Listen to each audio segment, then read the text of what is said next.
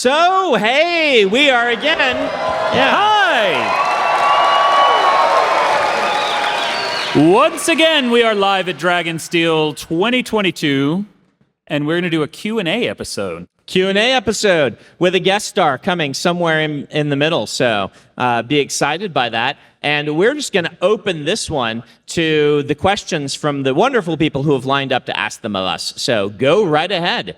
Oh, thank you.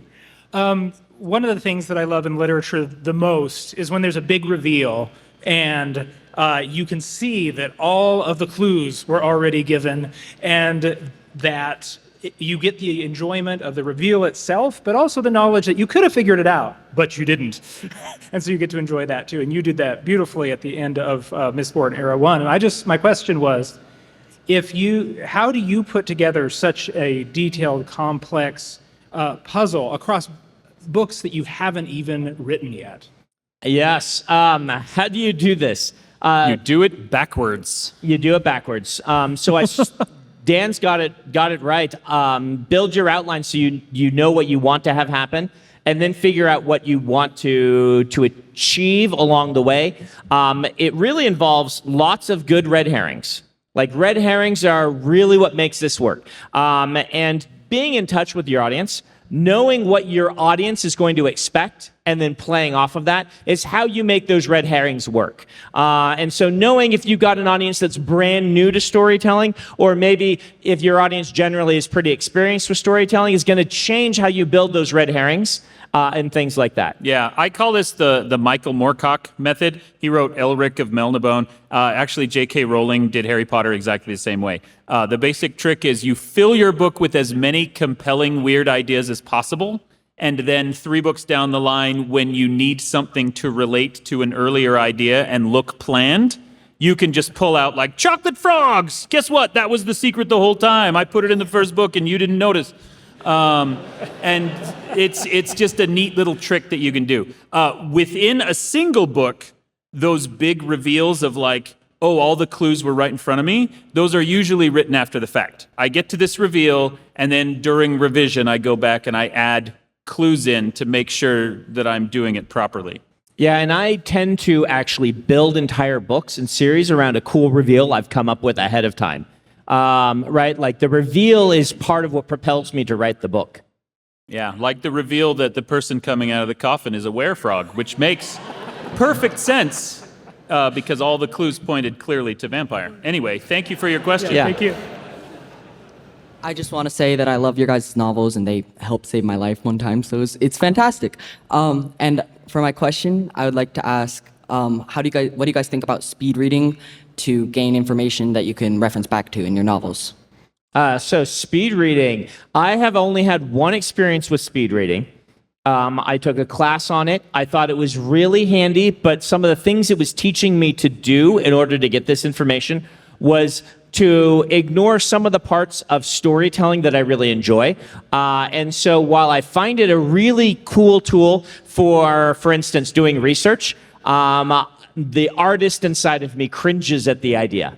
Yeah, I learned on an app, and I can't remember the name of the app, and it's very effective. You lose all the beauty of language, or at least I do. Maybe you're all speed readers and you don't do it.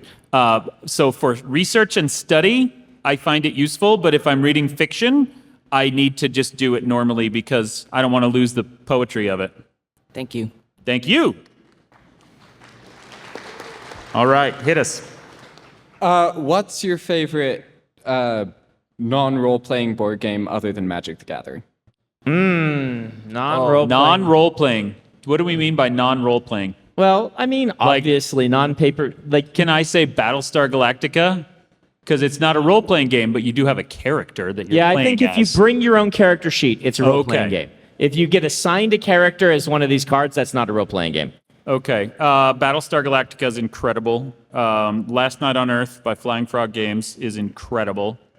I have so many that I love dearly.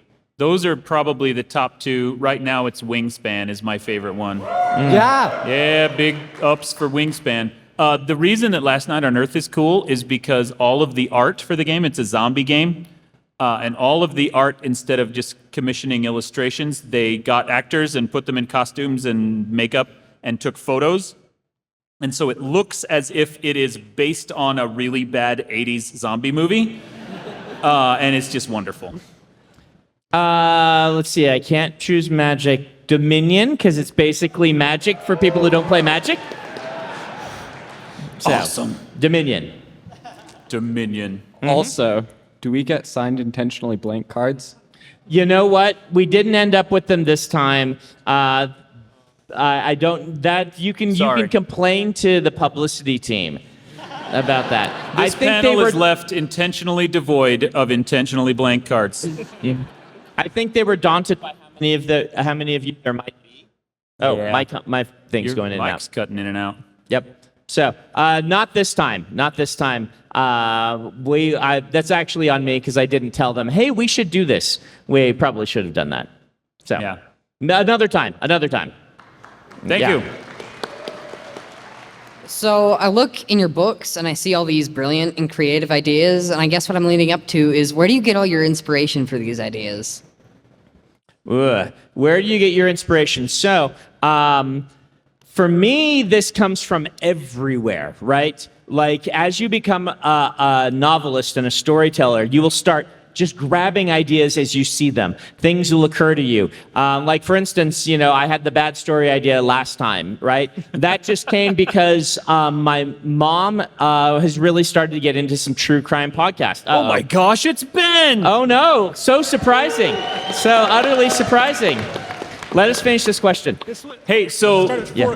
for me, inspiration, ideas for stories, it is less about a source and it is more about a skill that you learn. Once you kind of practice taking ideas and developing story concepts around them, stories are just going to be everywhere around you. You're going to find them constantly. That said, it helps a lot the more you consume the world. The more you read books, the more you watch good media, the more you read like science articles, whatever it is out there, the more you are bringing in, the easier it is to chew that up and spit it back out as a story idea. All right, thank you. All right. Why, Ben, Hey, Ben. how frightened should we be that you're here? I see that you are ominously holding a package. Yes. If it's mealworms, I'm going to be upset because I looked everywhere. I'm gonna write that down. You guys, you don't even know. I had such plans, amazing, humiliating plans to get back to you for the Hot Ones This episode, is Hot Ones Revenge. Hot Ones Okay. Revenge. but for various boring reasons, those did not work out. Okay. So instead, I have some stuff for you guys to sign. All I could really think of was something childish and petty. So Okay. Oh, Childish, petty things for us to sign. yeah, petty things. Okay. that's all I've got. If you pull out the deed to my house, I will sign it just because that's amazing. No. Anyway, I don't want to hold up the Q&A though. Like people came to talk to you guys. So Okay. please do go ahead. with the Okay, Q&A. so we'll do the first question and then have a reveal of something we have to do. Is that You guys do the Q&A and you guys sign stuff when you do stuff. Okay. So we're just going to just sign sign while these. we're talking. okay? As we're Okay. going. This Okay. was the part where we seeded the clues to the big reveal, and then the big reveal's coming later. Okay. Okay. Okay. Go ahead. So, howdy. Dan's been at Dragonsteel now for several weeks. How is that going? What is it like, Dan? What is it like to have Dan working with you, Brandon? Okay, so first of all, it's been awesome.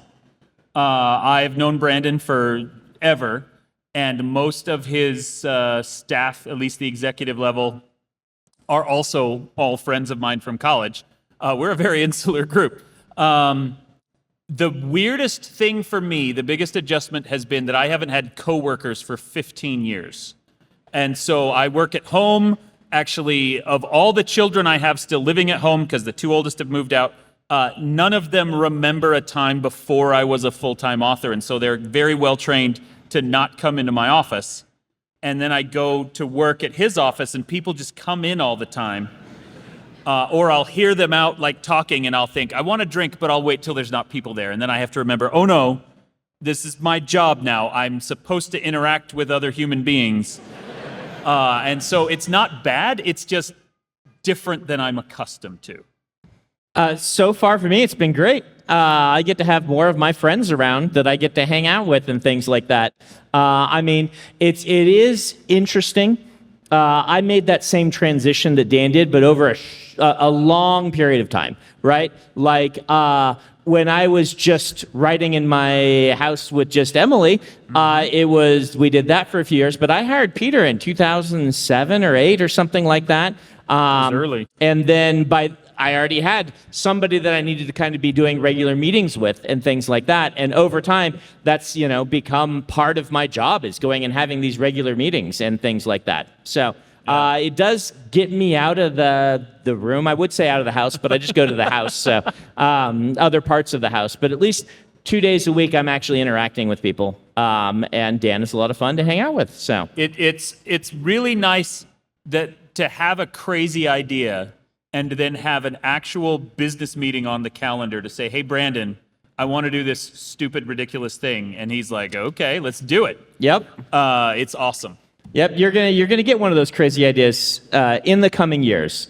I believe you are to sign. I believe Are we I'm both supposed to signing these? Yeah, both. Oh, we're both signing Okay. these. Okay. Am I supposed to show these to the room or not, Ben? What are these even going to be used Yes. for? Can I? Are you just am I going to supposed? We're getting frame them in there. your Hang house? Okay. So I'm not Okay. showing them the room yet. Okay, that'll Okay. be right there. You can. I don't know. Oh, okay. Okay. Well. But thank you for your question. Yes, thank you.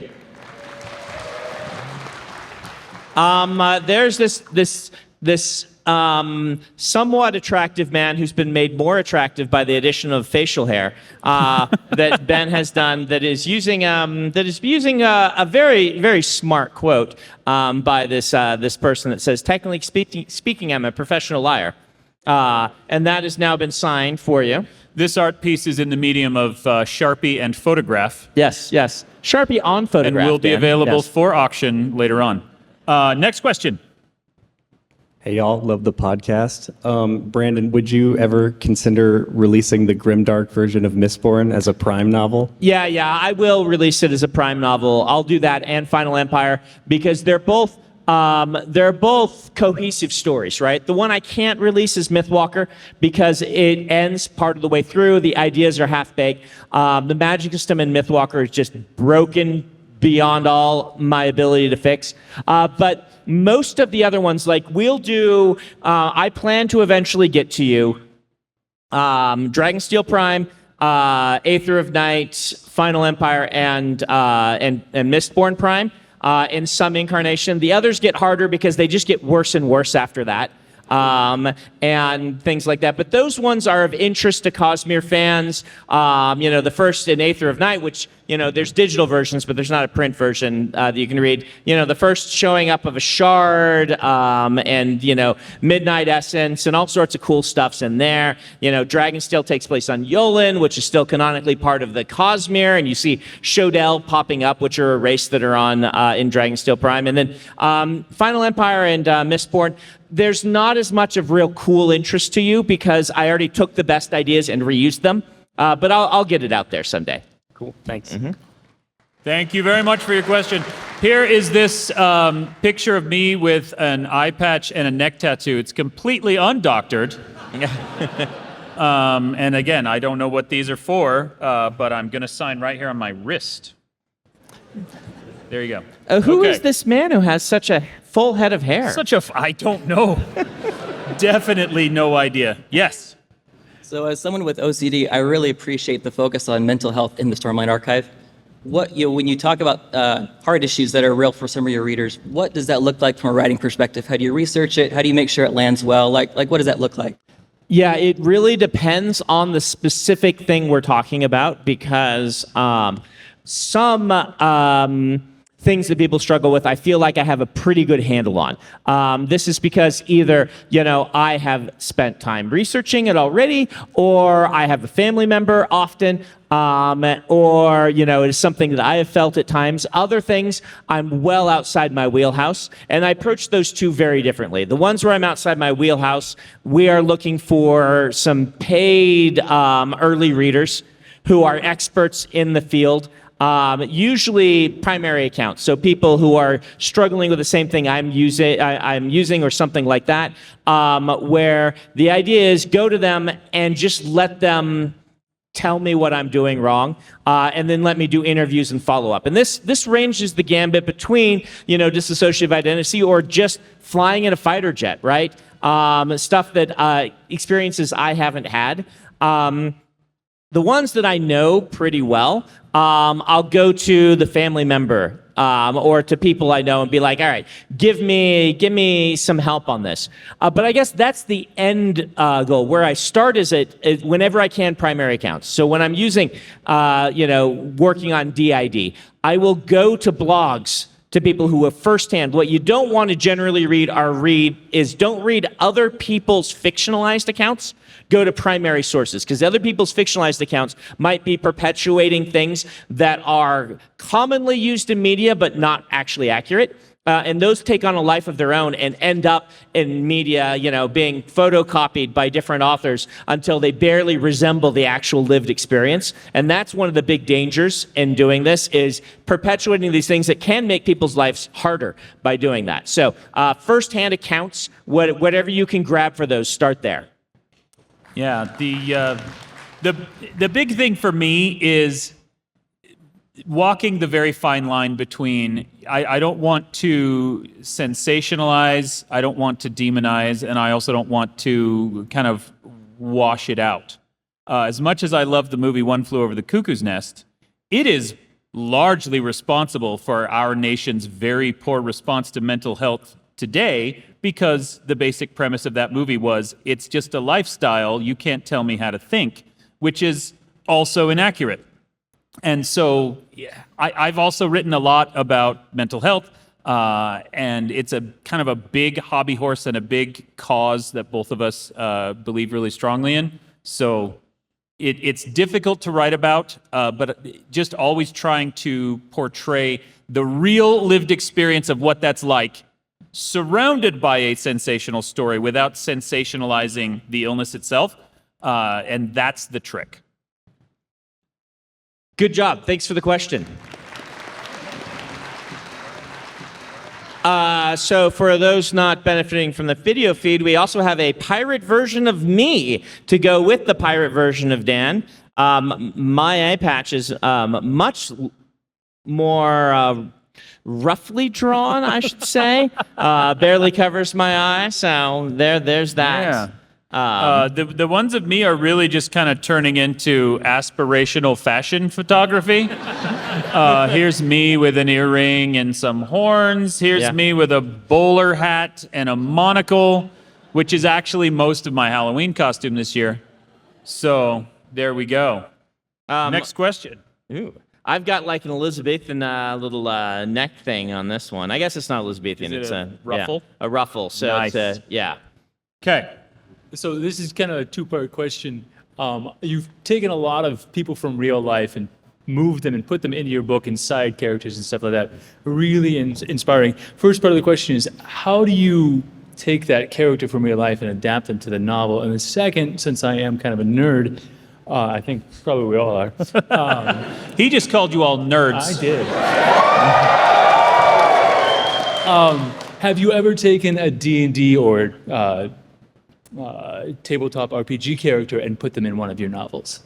Oh, two-part question. Taking people from real life and taking RPG characters. Yeah, so since so much of what I write is horror, I love putting people I know into the books, but I don't usually try to mimic their personality in any way.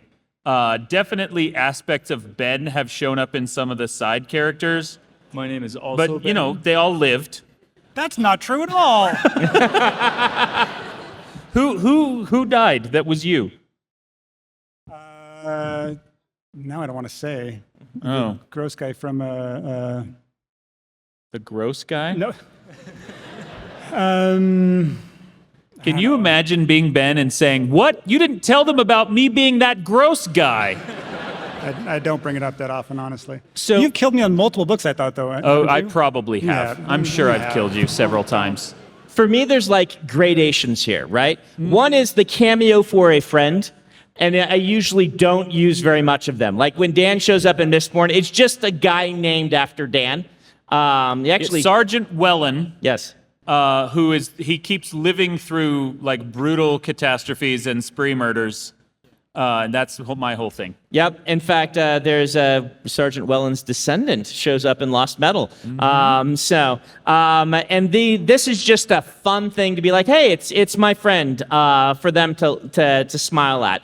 There is kind of a middle ground where there are a few people that I put into Bridge 4 that were that, but then over time I had to fill out their characters. And a few of them I've gone and used their actual personalities with their permission, and kind of like Scar from Bridge 4 is a good example of this. Ethan Skarstedt, my friend who's in the military, he's kind of my military consultant on making sure I get these things right. I just use his actual experience and let him rewrite some of the lines and things like that. That's very rare. I do that on occasion. But there's this other thing where I know someone who has an aspect of their life that is really interesting, and I'm going to use that. And in that case, I explicitly try to divorce the conflict from the person, because I'm using part of their lived experience as an inspiration, but it's not them. It's the fact that, hey, you struggle with depression. Tell me what that's like. I want to build some characters around that. In that case, I try to make the character as different from them as possible while still using their experience, if that makes sense. Dan, RPG characters. RPG characters. I don't think that I've ever used an RPG character in a book, except for occasional references to Pardol, which you will not understand unless you've listened to a lot of our other episodes. Yes. I will say that it went the other way for me, because I started my very first book in high school, which was also called Dragonsteel. I never finished it. Hoyd was in that, made the jump to my D&D campaign that I was running with my brother as my NPC character who was there to make fun of them. It was actually a Spelljammer campaign. And so he was in there making fun of Jordo and his friends in high school, and then made the jump back to the books later on. Which is so fitting, because that's his primary function in the Cosmere books as well, is to show up and make fun of the characters. Thank you. Thank you. So we have a B-Money picture with a very strikingly drawn Black Lotus around his neck. You have to read the caption on that one. B-Money's in the house, Flaxen. Flaxen Like with my like lotus. With my lotus. Nice. It clearly says Flaxen. Yo, I'm all about the Flaxen. That is the hippest Ben has ever been. Yeah. Was writing that thing. Okay, one more question. So, Brandon, this Yes. is my burning question. In Okay. the acknowledgments of one of your books, I'm sorry, this is so stupid, but I need to know. You said that one of your children likes to have their peanut butter and jelly sandwiches with the peanut butter and jelly on the outside. And I have been kept up at night thinking about the mechanics of a PB and jelly sandwich. All right.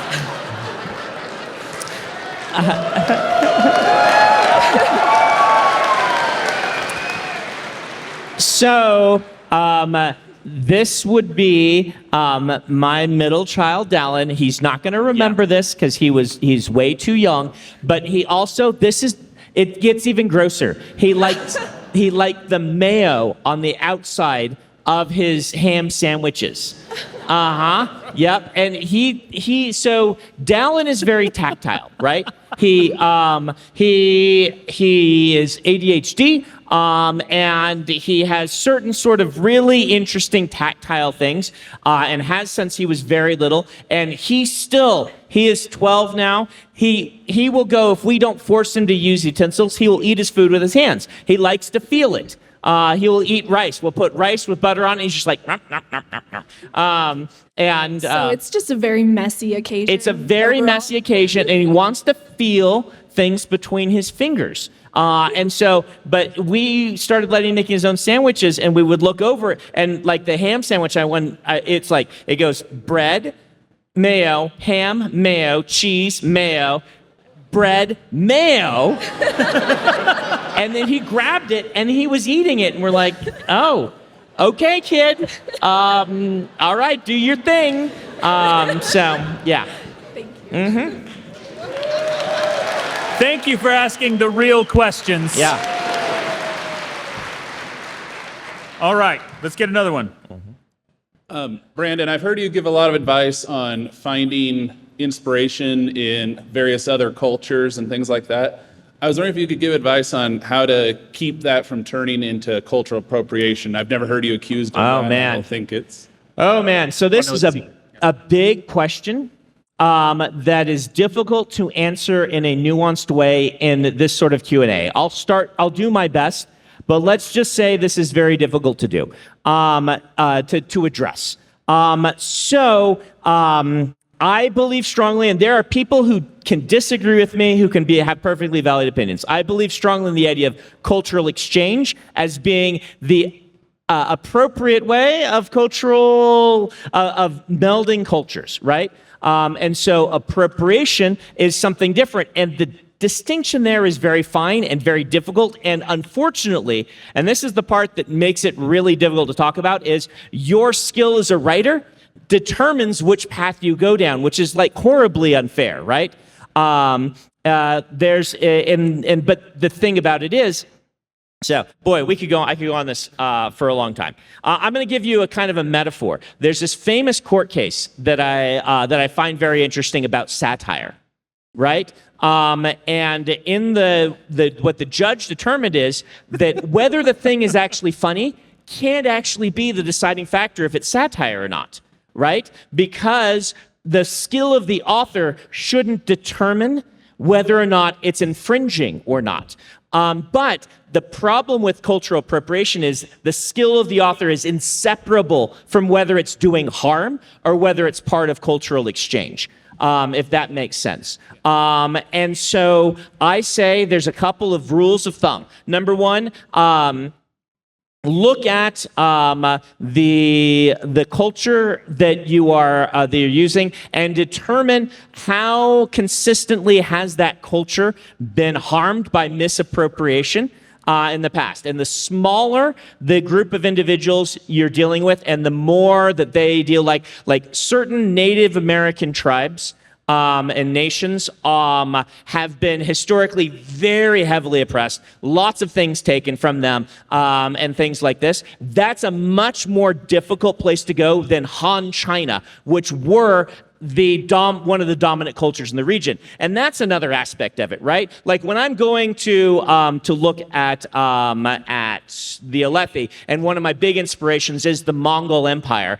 The Mongol Empire we've got lots of sources to draw upon, and they were a dominant culture in their time, and we've got primary sources in secret history and other things like that we can read. And it's a much less dangerous road to go down, if that makes sense. I would say also be specific rather than generalized. A lot of times when you're doing harm with one of these things, it's because you're like, they're just Asian, right? And you're amalgamating a bunch of different cultures rather than saying, look, this is specifically the era right after Genghis Khan and right during Genghis Khan, during the Mongol Empire and their conquest of China, and I'm taking these specific inspirations and I'm using them intentionally and deliberately. I feel like that at least doesn't get you into the problem of amalgamating a bunch of different cultures into one generic kind of thing. But again, I think that this is one of these things that I think authors need to be sensitive to and aware of. Reading, again, primary sources, talking to people, and making your own decisions. I don't think there's a right answer, is the thing. And I think some things that that I do will be offensive to people when I've tried very hard not to be, but that's up to them, and I'm not going to say they're wrong. Does that make sense? And just being okay with the idea that you have to do a lot of research, you have to think about this a lot, and no matter how much you do, you still are going to run the risk of being damaging. Very good answer. Thank you for that. How much time do we have left? We have probably about 10 to 15 minutes. We've still got, We have so we have much to end at time. 4:30, so we're good. Don't. What time is it? Uh-oh. We need to give these away. You want to give these away? Well, I want to show my appreciation for people who give back to the fandom. Okay. Like I really enjoy people who make content for the fans. I think that's a really cool thing to do. And so I am going to try to invite some people up to take a couple of these and specifically to get a picture with the back of your heads, just like the thumbnail for Intentionally Blank. You two are not allowed to turn around. Keep answering questions. Okay. Okay, so we have to keep answering questions back. We are going to completely ignore. We face them. We're going to take pictures. People are going to come up, and their one chance to meet Brandon, he's like obligated to ignore them. Yes. Okay. This What a is good gonna way be to great. give back. Ben, how are you going to determine who gets to come up here? We're gonna start with anybody who's making YouTube content. I think there might hopefully be a certain disheveled goblin host in the audience who really deserves some keepsakes. You could also find out who came the furthest for this convention. Is that a good one? That's a good idea too. So let's see. Who thinks they came the furthest? Raise your hand. We're talking. We can't see your We can't hand. see I know, you, why are you but Octavia, can you find? So if someone's raising their hand, can you grab the microphone from the thing here? These people have been waiting in line all this time. Yes, we will and get now back we're to some of them. preempting All their right, thing. so run over to someone if you think you came the furthest. Run! We're gonna have Octavia run over to you, and we're gonna have From Japan? Japan? Did you say Japan? Did you say Japan? Wow. Okay, Japan. Anyone beat Japan? Okay, so. Oh, here's saying. I mean, okay, Japan. What do we have got? in Australia over here. Oh, Australia. Australia will be a little further than Japan from us right now. Yeah, Australia. Okay. What else do we got? Do we got anybody from Anyone India? extraplanetary? Yeah. Oh, what do we got over here? London? London? London? Anyone further in Europe than London from where we are right now? So further east. Further east. Oh, Hand way back there. Hungary. Hungary. Hungary. Oh, you're definitely, yeah. So Ben, do you want to just call up all of these people who have answered I this? think, yeah. Okay, if you got to answer into come the get a token. thing right here, let's call them up, and So then that's we'll four. take this next question. The four people that Yeah. said Japan, Australia, London, Hungary. Yep. Come on Come up. on and up. Daniel we'll Green ignore also. you, and Ben will give you a stupid thing. And you guys answer the questions. We're going to take pictures of the back of their heads. Okay, so question here. This microphone is taller than me. That is not a question. Sorry. Unless it is a question, in which case, yes. Do you, like, as a writer, do you have any advice towards, I sometimes struggle with having a new idea and getting excited and starting to write and then getting distracted by another new shiny idea. Do you have any advice on staying focused? Yes. So I have what I call the ideas folder or an ideas file. And if I get a really cool idea, I write it down or usually type it out, and then I put it into that folder and I tell it, don't worry, I still love you. I'm going to come back and write you later. I won't.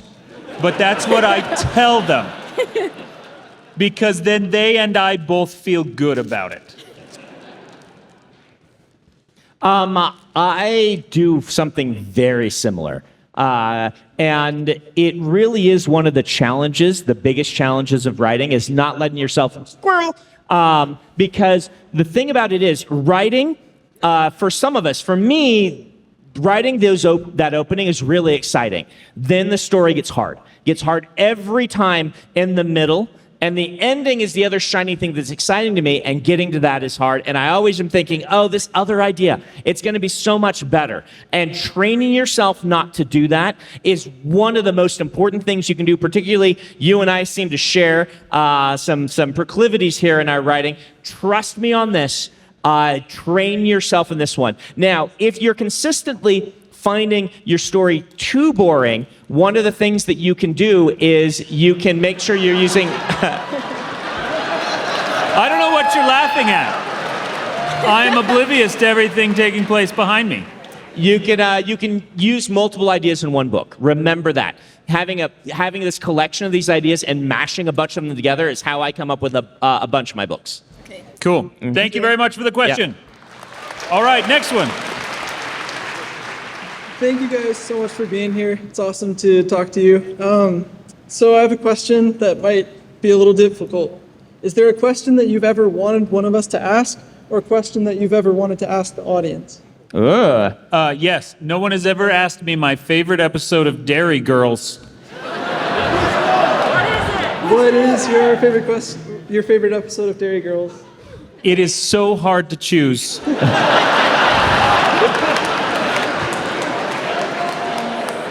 But episode by episode, I think I do have to lean on the third season episode that's all about the moms when they were in high school. Thank you. Thank you. Everyone watch Dairy Girls. It's my favorite TV show. So do we need any more people? You're good. I'm asking, do we need more people up here? You're not yet. Okay. Okay. All right. Ask another question. Yeah. What do you think is behind the doors of stone? Oh. It's just been so long. I thought you might have some ideas. What's behind the doors of stone? Oh man. You know, when I've been reading that series, I've been thinking more about how the king killing is going to happen than what's behind the doors of stone. Like, that's been my focus. Because you could answer that question too. That's fine. Yeah. My idea is that that this is going to be a tragedy, right? It's very obviously set up to be a tragedy. And so, who is the king? And I think it's being set up, and I don't know how much Pat wants to twist on us, right? I think that annoying guy that always, is in college with Quoth is going to end up as king, and Quoth is going to kill him. But that's like an easy answer. A lot of people think that. But we haven't seen Pat end a series yet, so I don't know how much he's going to try to surprise us, and how much he's going to go with, the expected response, because sometimes the expected response is really satisfying. So that's where I've been. It's like, how much is he going to surprise? How much is he going to twist? Like, the really weird one would be that Quoth ends up as king, fakes his death, and he's the king killer of himself, right? But I don't think that's what's going to happen. Dan? I don't have a guess on this. I'm going to say that behind the doors of stone, there's a door of wood. And behind the door of wood, there's a door made out of fish. And behind the door of fish, there's another door of stone. And then that picture. Yeah, and then there's just that picture of me. All right. Thank you for your question. Okay, hit us. Brandon, you've spoken at length about how you had to change your signature to save your wrist. Dan, now that you will be writing in the Cosmere and will be potentially needing to sign 50,000 books, what is your plan to save your wrists? My plan is that I'm going to hire Ben to be my full-time autographer. Good plan. He's going to wear one of those little, like, hurdy-gurdy monkey hats. It's going to be awesome. And then his clothing, you remember the little lad who loves berries and cream? That's Ben while he signs all my autographs. And I'm going to pay him enough that he'll actually do it. Ben, we got 10 minutes left. Do you want me to call some other people up here? Bring it up. Anybody who was on the Cosmere Talk panel? Okay. Cosmere Talk panel. Yeah, That'd be Cosmere good. Panel, please come up and get a souvenir. Yeah. Okay. Nice. We could also do, raise your hands. I know there's probably some of you here. Is there anyone in here who has already read Lost Metal and posted a Goodreads review of it? It doesn't have to be a good review. No, it doesn't. You could trash it. It's totally fine. In fact, if you've read The Lost Metal and you trashed it on Goodreads, please come talk to me. Because I've seen a couple of them go up already. Because sometimes the books are sent out to people, or sometimes they just appear at bookstores early. If you're one of those, raise your hand, and Octavia will send you up here. Is anyone's birthday today? Me. It's me. Oh, you. I can't look around, so whoever you are. Is anyone else's birthday and you would like to come on stage? You don't have to say yes. If your birthday is today, raise your hand and maybe Octavia will grab you and send you up. Also, if anyone is mortifyingly afraid of being on stage, please come on stage. Okay, question. Mm-hmm. So, for a few books now, you've been serializing the beginning portions with a couple chapters at a time. I was wondering how much thought you had on the breakpoints for each week, because it generates a lot of discussion. I'd also be curious what your thoughts are on the discussion it generates in a serialized format. All right, so I let the team determine where the breaks are. And so for me, it's where the chapter breaks are. And chapter breaks are one of these arts, not sciences, where it's a combination of, have I concluded the scene? Is this a dramatic place to break? Is this a good place for a breather? Do I want to cut to another character? All of those things combine into this really difficult to explain mix that it's more of a, this feels right, then this is how exactly I do it. And so I let then the team decide how they are going to go about, splitting this apart. Thank you. They gave us some really good cliffhangers out some weeks. Thank you very much. Okay, next question. So this is for Brandon. I notice you have a lot of themes in all of your books about relationships with gods or how you interact with religion, but also leadership. A lot of things about leadership, Dalinar, Kaladin, different styles. Where do you draw your inspiration for good leadership, and who do you think is your greatest leader amongst all of your books in the Cosmere? Oh, man. This seems like a particularly difficult one to answer while people might be posing behind me. Maybe. So, where do I draw my inspiration for leadership? It's from a lot of places. Military histories and biographies are part of it. Being asked to lead very consistently, in the Church of Jesus Christ of Latter-day Saints, we have a lay ministry. There, are very few people who are paid, and you just kind of are asked, hey, will you take over this group? And having to do that. Reading a lot on it, and talking to military people a lot and being like, all right, what made a good leader? What was the best, I've asked Scar before, what's the best, what's the best officer you've had and why? Well, who's the best sergeant you've had and why? And I asked that to a lot of military people who come through. And then it mixes in with my just personal philosophy on what makes a leader strong. Like I've been, I've watched people lead. I've been in companies, not as many as, most people, but, I worked at the hotel. I'm like, how do I feel being led and things like that? And these all mix together and I do my best. Who is the best leader? I think it is probably, you're going to think I'm going to say Dalinar, but I think it's Kaladin. Right? I think,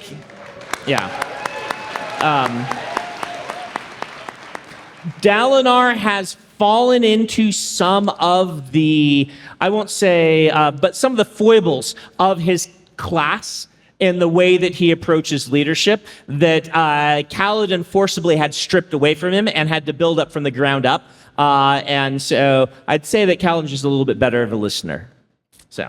And finally, thank you for your relationship with your fans, keeping us up to date, all the information. We really appreciate it. It's my pleasure.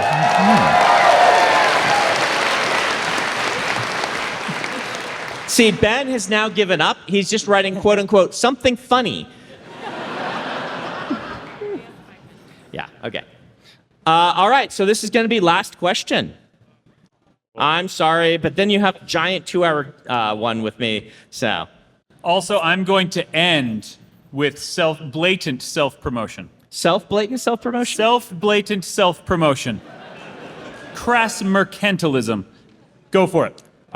Hey, the last question's a lot of pressure, but make it good or everyone's gonna boo you. I'll do my best.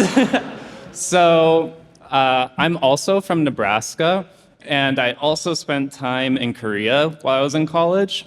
So, because of that, I've always wondered, like, to what extent the places that authors, because as I've been reading more Cosmere, I wondered to what extent and like how the places you've lived have influenced both you as an author and what you write. Because like there's some things that will like remind me of something from one of those places. Like Sheltering from the High Storms kind of reminds me of like springtime in Nebraska, where you're like in the basement hiding from the tornadoes and everything. Yeah, I hadn't noticed that one, but that totally is an inspiration, right? Like I grew up in hurricane country, right? And you could say that Roshar came out of two things. Southern Utah's rock formations and slot canyons, and Nebraska's weather. Right? And you combine those two things and you suddenly get this feel of Roshar, the unpredictability of the weather, and this thing where, you know, we did tornado drills and had to go sometimes during school and get under our desks or whatever and things like that or whatnot. And it definitely has had an influence on me. I would say the most striking influence were those visits to southern Utah, because I grew up in a place that was very green but very flat, and I came out here, and the mountains and the beauty of those slot canyons really stuck with me. Awesome. All right, awesome. Thank you. Great question. Okay, are you ready for blatant self-promotion? We don't have much time left, but here it is. Also, everyone that didn't get a chance to ask a question, you're our favorites. Yeah. We know your questions were brilliant and wonderful. Okay, so I do a lot of conferences and conventions and retreats and stuff, and I always take games to them, and then I never get to really play them because there's always something more important to do. So next year in July, I rented a giant vacation house, and I'm just holding a retreat to play games with people. There's no programming. I'm not teaching anything. It's just let's play D&D for like 5 straight days. So, if you are interested in a house full of gamers and food and nothing responsible to do for 6 solid days, go to my website and look in the shop and you can buy tickets for it at thedanwells.com. And now you're paying for this. Is this the... Oh, no, he's not paying for this. That would be awesome. It would be a much bigger house if he was paying for it. All right. Thank you all so much. Thank you for your questions. How's that, Dragonsteel?